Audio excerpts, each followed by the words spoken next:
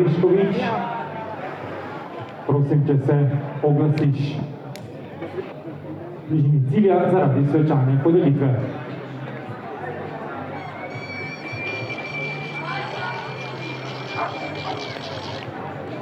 Aha, Matotek.